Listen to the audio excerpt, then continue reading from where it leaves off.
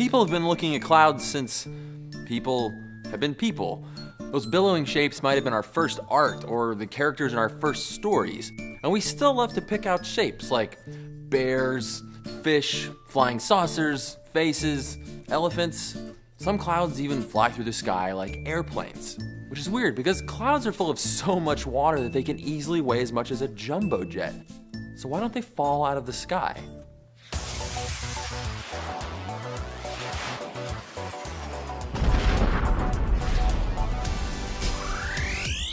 There's lots of different kinds of clouds, but in the most general, weathery terms, clouds are big, fluffy piles of water vapor that live overhead. As warm, humid air rises through the lower atmosphere, it expands, cools, and some of it condenses into very tiny liquid droplets. And so a cloud is born. Just how that water vapor rises, though, depends on the type of cloud. If the wind pushes it up a mountain like it's on a ski jump, we might get lenticular clouds. Humid jet engine exhaust can make wispy cirrus clouds. But maybe the easiest cloud to understand is everyone's favorite fluff ball, cumulus. They're also the easiest ones to draw. It's a cloud. So how do you keep the weight of 100 elephants in the air? Buoyancy. Warm air is less dense, so it rises, just like inside of a lava lamp. Cumulus clouds appear over dark pavement, fires, sunny hillsides, any source of warm updrafts. As the water vapor in that air is carried up, it cools, so its molecules slow down and some of them stick together, forming droplets that we can see. We still have an unanswered question though. After the wind carries them away from the warm updraft, why don't clouds fall back down? Because of condensation. You know how when sweat evaporates off your forehead you feel cooler? That's because water moving from liquid to gas takes some heat with it. Condensation is just the opposite. It releases heat. So as the water in a cloud condenses, it heats itself from the inside, staying aloft like a hot air balloon. Da Vinci called them bodies without surface, which is why we can't live on them. But maybe in them. Lieutenant Colonel William Rankin did just that, accidentally anyway. As he was piloting his fighter jet over the top of a massive cumulonimbus cloud, the engine caught on fire.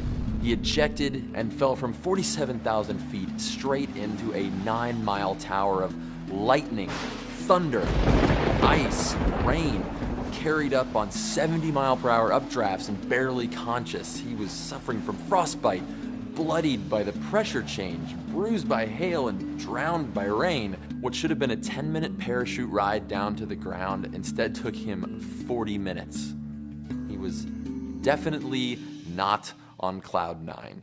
He was in it. In the 1896 edition of the International Cloud Atlas, cumulonimbus, the world's tallest and most powerful clouds, were placed at entry number 9. Unlucky pilots aren't the only living things inside clouds. Scientists found that living airborne bacteria make up as much as 20% of cloud condensation nuclei.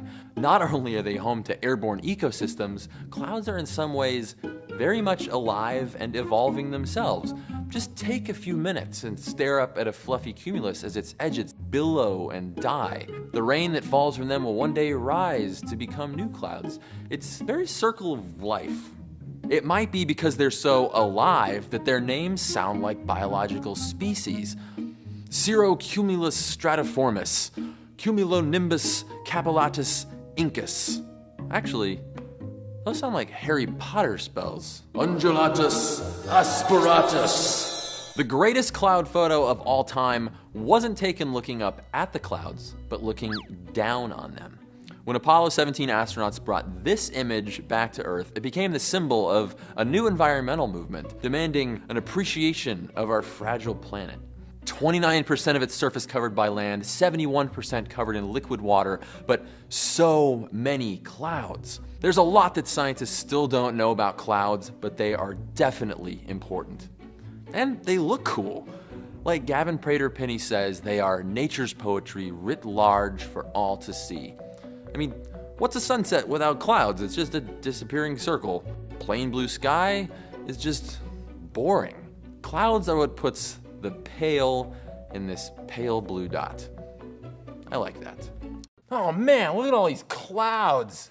There's a stratus cloud, and there's a nimbus cloud. Those are great. Oh, and a cumulonimbus. Whoa, watch out for that one. You guys are totally putting me in the clouds, right?